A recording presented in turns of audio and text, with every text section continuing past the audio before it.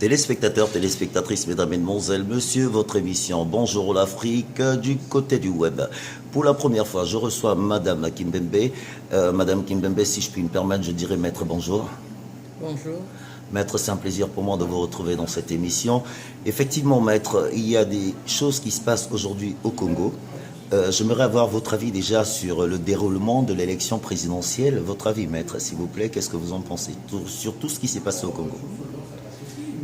Vous m'appelez par maître, il faudrait déjà que je vous dise que je suis magistrat de carrière. Bon, on a l'habitude de nous appeler par maître. Je suis magistrat. Et vous me demandez mon point de vue par rapport à l'élection présidentielle. En tant que juriste, je peux vous dire déjà que cette élection ne devait pas avoir lieu. Mais comme elle a eu lieu, par rapport à cette violation de la Constitution, je vais vous donner mon point de vue de juriste. Les gens sont allés aux élections. Une élection a eu lieu, des résultats ont été donnés et des résultats en notre possession, sans fraude. C'est M. Jean-Marie Michel Mokoko et M. Kolela qui arrivent premier, deuxième ou deuxième premier à ces élections. Et la tricherie qui a été opérée par... moi, j'appelle CONEL, même si vous me dites que c'est une commission indépendante. Moi, je dis c'est une CONEL, puisque celui qui est président est le même. C'est une élection d'un président, à mon avis, qui n'est pas légitime à mes yeux. Maître, effectivement, toute la communauté internationale a boudé ces élections. Je vais revenir un peu sur le comportement de la France. Effectivement, on a dit que la France avait validé l'élection. Après, la France n'a plus validé l'élection. Qu'est-ce qui se passe, Maître, vous qui avez l'habitude vraiment de ce genre de dossier? Vous savez, vous n'avez pas besoin de la France pour valider. La France, elle a eu à dire que ce n'était pas crédible. Quand elle dit que ce n'est pas crédible, ça veut dire qu'elle ne valide en rien cette élection. Moi, je vous dis que la France, elle a donné son point de vue et moi, je m'en tiens au point de vue de la France qui ne valide pas ces élections. Elles ne sont pas crédibles. Il n'y a pas besoin d'avoir un doctorat de Sciences Po pour comprendre que quand ce n'est pas valide, ça veut dire que vous êtes un président illégitime. Maître, il faut rappeler que vous avez quand même tenu des grosses responsabilités au niveau du Congo. Vous avez été quand même procureur général de la République.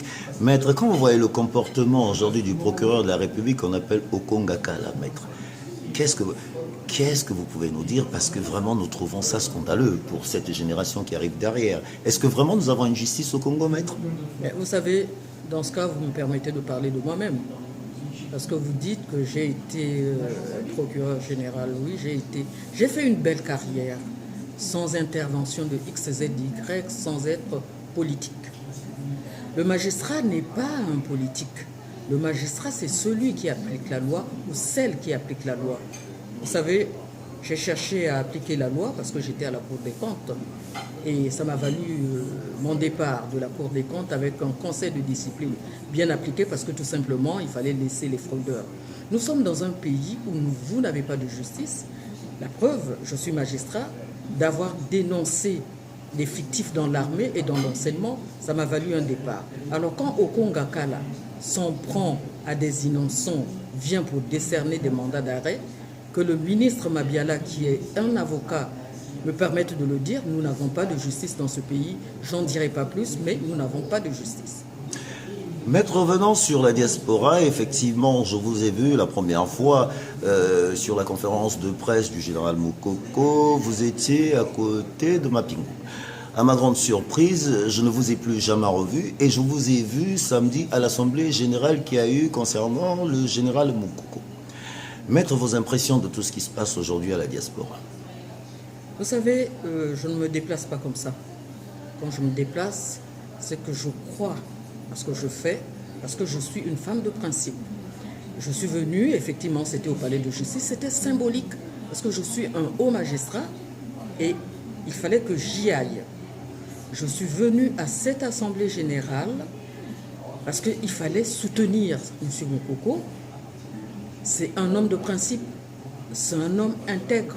J'ai travaillé avec, parce que moi j'étais procureur général près la cour d'appel. J'ai vu ce chef d'état-major républicain j'ai vu cet homme intègre. Et cet homme mérite d'être soutenu par nous qui croyons en la République. Parce que vous savez, je peux vous dire quelque chose. Mon père est du Poul, ma mère est du Nord. Donc je ne connais pas ces histoires de tribalisme.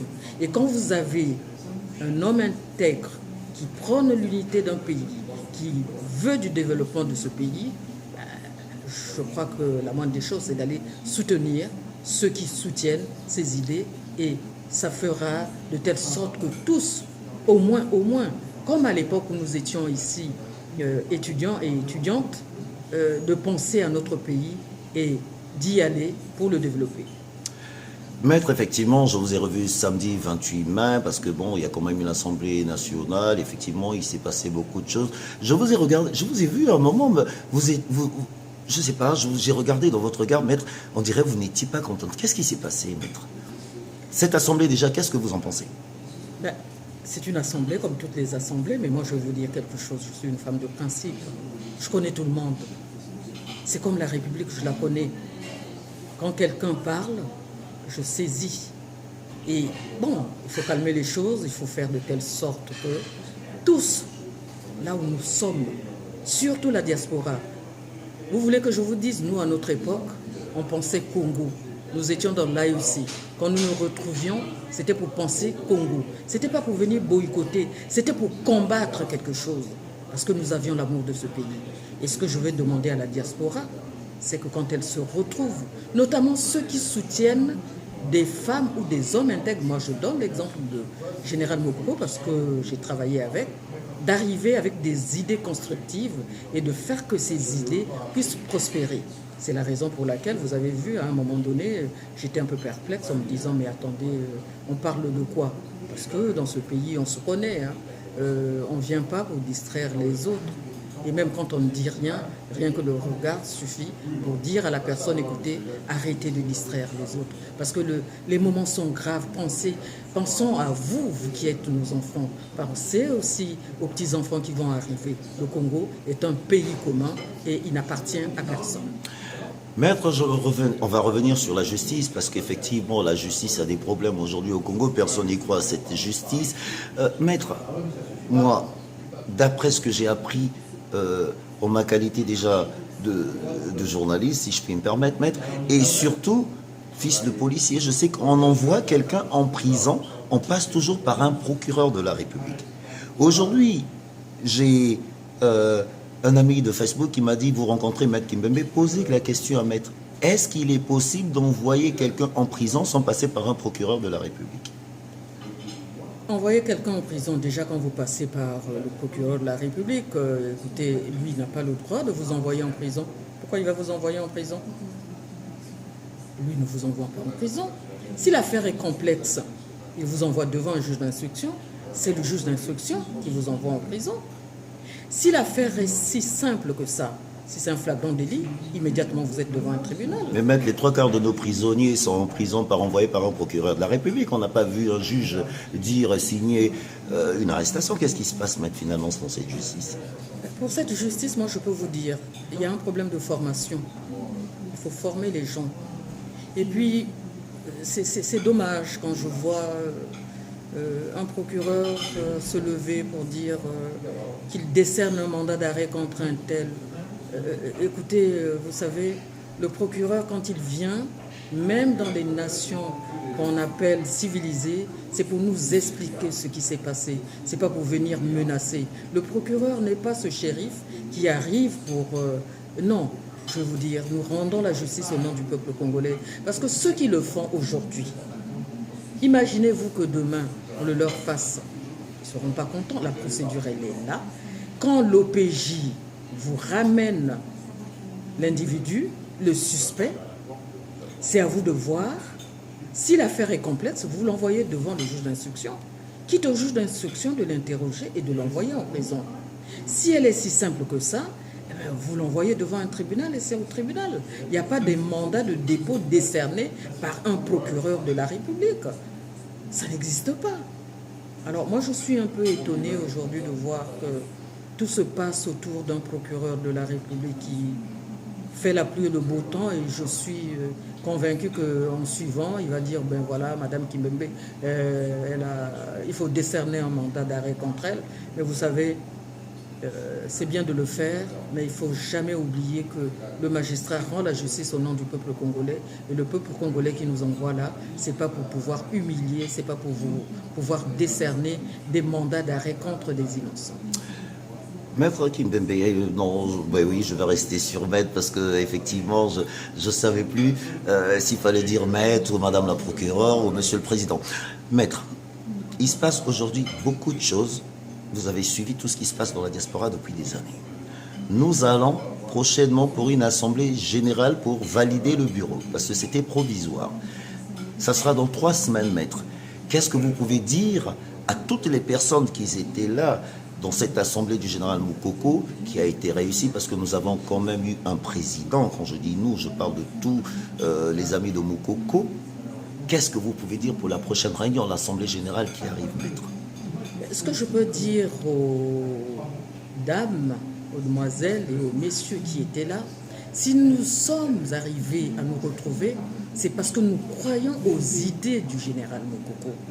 Nous ne venons pas là parce que, voilà, nous sommes X, Z, Y, que nous avons des ambitions. Je vous ai donné notre exemple où, à l'époque, nous nous retrouvions parce qu'il fallait qu'on combatte ce qui était mauvais. Nous arrivons, il faut déjà croire. Et quand on vient, c'est pour construire. Retrouvons-nous pour construire, retrouvons-nous pour aider le général Moukoko, retrouvons-nous pour aider ces opprimés du Congo qui ont cru en ce monsieur, qui ont porté leur voix sur ce monsieur pour qu'ensemble, nous puissions construire notre pays. Nous ne sommes pas bêtes. Là où nous sommes des intellectuels. Pourquoi voulez-vous laisser la place à ceux qui viennent pour torpiller? Parce que là-dedans, je vous dis, j'ai reconnu certains qui étaient venus uniquement pour torpiller. Ils torpillent parce que tout simplement, bon, ils n'aiment pas ce pays. Parce que quand vous aimez ce pays, quand vous voyez ce qui se passe, et vous êtes tellement écœurés que vous ne pouvez pas comprendre qu'aujourd'hui, avec autant de richesses, que nous en arrivons pratiquement à la faillite de ce Congo. Ce qu'on avait prévu il y a 4 ans, quand on le disait, certains nous disaient qu'on vendait ce pays à je ne sais qui, mais qu'ils nous disent aujourd'hui où sont les finances publiques. Ceux qui ont eu à nous dire que voilà, elle est là, elle est contre le régime, qu'on nous dit. C'est pour ça que je dis aux amis de Moukoko, face à cet homme intègre, à ses idées, retrouvons-nous, calmons-nous, construisons et assurons le développement du Congo. J'ai vu votre confrère Tricot qui était au podium. Le comportement qu'il y a eu entre nos frères congolais et Maître Tricot, qui est l'avocat du général. Maître, j'aimerais avoir votre avis, parce que je sais que les réseaux sociaux n'ont pas apprécié le comportement de nos confrères congolais. Votre avis quand même, Maître, pour nos amis des réseaux sociaux? Je vais vous dire quelque chose. L'éducation, nous sommes des éduqués. Quand on est bien éduqué, quand quelqu'un vient vous assister dans ces moments graves, la moindre des choses, c'est de le remercier. On ne peut pas dire, mais il est là, qu'est-ce qu'il fait? Mais vous oubliez que c'est son conseil. C'est son conseil. Le conseil, ça veut dire quoi? Il le représente. Il représente le général Moukoko. Et puis, entre nous soit dit, est-ce que c'est normal que pour nous qui nous disons être intellectuels, qu'on se mette à faire ce qui s'est passé? Nous devons remercier ceux qui nous viennent en aide. Ce monsieur nous vient en aide, remercions-le. Et si nous avons des choses à nous reprocher, de grâce, pas devant celui qui n'est pas habilité à savoir que nous avons ce genre de comportement. Je présente toutes mes excuses à Maître Tricot et ma profonde gratitude pour tout ce qu'il fait pour nous. Parce qu'il le fait pour le général Moukoko, mais il le fait aussi pour le Congo. Il le fait pour les sans-voix, parce que ces personnes sont nombreuses dans ce pays. Ces personnes qu'on étouffe. Regardez à mon niveau en tant que magistrat ce que j'ai subi et combien de fois ceux qui ne sont rien. Donc pensons à tout cela et de grâce, évitons à l'avenir de nous comporter comme des gens sans éducation. En tout cas, j'ai été ravi. Il nous reste 5 petites minutes. On va revenir sur le Congo. Vos meilleurs souvenirs, Maître, sur le Congo, qu'est-ce que vous avez gardé en meilleurs souvenirs, surtout en mauvais souvenirs après? Le meilleur souvenir, c'est d'avoir, en novembre 2010, avoir été reconnue la personnalité de la société civile ici en France. J'ai eu ce bonheur d'être reconnu et c'est l'État français. Il n'y avait pas de combine. Je sais que certains n'ont pas apprécié. Mais ça, au moins, ça a été un souvenir parce que mes enfants, mes petits-enfants, toute ma famille, nous nous sommes retrouvés à la Sorbonne, ensuite avec les autorités françaises. Ça a été un grand souvenir pour moi. Et ma déception, c'est le jour où on m'a passé un conseil de discipline, où des gens que j'ai encadrés étaient assis et on me reprochait d'avoir enquêté sur les fictifs de l'armée, sur les fictifs de l'enseignement, sur les détournements au niveau de l'enseignement primaire et secondaire, alors que je l'ai fait parce que tout simplement, j'ai estimé qu'il n'était pas normal. Non, maître, ne me dites pas que vous avez fait cette enquête au Congo. Je l'ai faite au Congo. Je l'ai faite au Congo. J'ai envoyé des rapports à qui de droit. Mais c'est sûr. J'en profite aussi pour dire au FMI, parce qu'on nous parle du FMI. À Monsieur Oscar, vous êtes là-bas, vous êtes à Washington. Vous savez qu'on m'a relevé, vous êtes intervenu. Bon, je ne dis pas les gens qui sont intervenus pour dire elle n'a fait que son travail. On vous a répondu en disant que nous sommes souverains, nous pouvons. Je n'ai pas voulu faire du bruit en ce moment-là, parce que j'estime que, vous savez, en matière de finances, vous dites que ce n'est pas ça, mais dans 3 ans, ça va vous rattraper. Oscar, tu es là-bas. Tu sais ce que c'est que les finances du Congo. Je suis assise alors que je ne suis pas à la retraite. Exige quand même, au lieu que ce soit comme avant, où le point d'achèvement est accordé avec facilité, exige quand même qu'il y ait une certaine transparence des finances publiques. Tu sais que rien ne marche. Ces institutions qui ont été mises ne donnent rien. Et demander quand même cette transparence et également le dialogue. Parce que tant qu'il n'y a pas ça, tant qu'il n'y a pas de démocratie, les gens se disent souverains, et bien qu'ils continuent avec leur souveraineté. Maître, le général Mokoko, le président Mokoko, comme j'ai l'habitude de dire, je peux dire général parce qu'il est général en retraite, nous suit beaucoup sur le web. S'il y a un message à transmettre au général, qu'est-ce que vous pouvez lui dire? Je dis au général Mokoko que j'ai toujours eu de l'admiration pour lui en tant que grand homme de ce Congo. C'est sous son règne, je ne sais pas si je peux dire, à son époque où il était CMG, que l'armée était républicaine. Même pour des pensions alimentaires pas payées, on réussissait à demander à ces gradés de l'armée de s'occuper de leur famille. Nous n'avons jamais su qui était colonel, qui était sergent. Et l'armée avait du respect pour le juge qui était en face. Et le juge avait du respect pour le militaire qui était en face parce que nous respections les procédures. Je ne peux pas dire mon général parce qu'il ne m'est pas permis de le dire. Je dis général Jean-Marie Michel Mokoko. Cette bravoure que vous avez démontrée, cette intégrité que vous avez démontrée, je ne suis plus en fonction, mais nous vous soutiendrons corps et âme pour que le Congo se développe. Merci, général.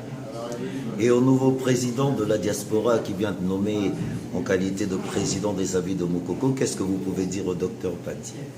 Au docteur Pandi, je peux lui dire que nous soutenons les idées du général Mokoko.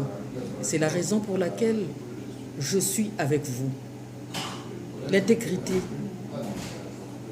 Il faut que nous sachions que l'intégrité doit être le maître mot de chaque intellectuel. Il faudrait que nous ayons l'amour de notre pays, la patrie, être patriote. Pour être patriote, il faut aimer le Congo. Je vous aiderai à faire de telle sorte qu'ensemble, avec mon vécu, que nous développions ces idées. Et félicitations au président Pandi. Alors, qu'est-ce que vous pensez de Brazza News, Ziana TV, tous nos amis des réseaux sociaux? Je sais que maintenant, il ne vous est pas permis d'être sur les réseaux sociaux, mais qu'est-ce que vous pouvez dire de tout ce que vous suivez sur les réseaux sociaux, maître? Parce que je pense que vous jetez quand même un coup d'œil. Je jette un coup d'œil, comme tout le monde. Je jette un coup d'œil. Je me dis heureusement qu'il y a les réseaux sociaux. Parce que certains n'ont pas compris qu'aujourd'hui, ça va à la minute. Ça va à la minute. Aujourd'hui, on ne peut pas dire à quelqu'un « je n'ai pas fait », vous le dites, si vous l'avez fait, on vous filme Et merci à vous, parce que nous avons là des preuves de ce qui se passe. Et personne ne sera comme avant. Parce que je suis convaincu qu'avec les preuves, on peut ficeler des dossiers. Moi, je peux être tué en tant que magistrat. Mais vous savez ce qui est ficelé, vous ne savez pas qui est à côté, à qui on en a parlé, et ça continuera. Donc l'impunité, grâce à vous, mesdames et messieurs des réseaux sociaux, l'impunité aujourd'hui au Congo, elle ne va plus exister. Merci à vous. Pour le mot de la fin, maître. Mais merci à vous, monsieur le journaliste, d'avoir pensé à m'interviewer, parce que ça me permet également de parler aux autres. Et surtout, ça permet aux gens qui ne me voient plus. Il y a certains qui n'ont jamais su que je suis partie de ce poste, non pas parce que je ne méritais pas, non pas parce que j'avais commis, mais parce que tout simplement, quelque part, il y a un système qui est là et les gens ont voulu que ça se passe comme ça. Et 3 ans après, nous voilà en faillite. Et il faudrait, même en étant souverain, il faudrait encore repartir auprès du FMI qui nous avait demandé une certaine orthodoxie financière. Eh bien oui, téléspectateurs et téléspectatrices, nos amis des réseaux sociaux, c'était Maître Kimbembe pour Bonjour l'Afrique, en tout cas Bob et Baka. Bonsoir à vous, en tout cas Maître, merci encore une fois de me recevoir dans Bonjour l'Afrique. Et merci à vous.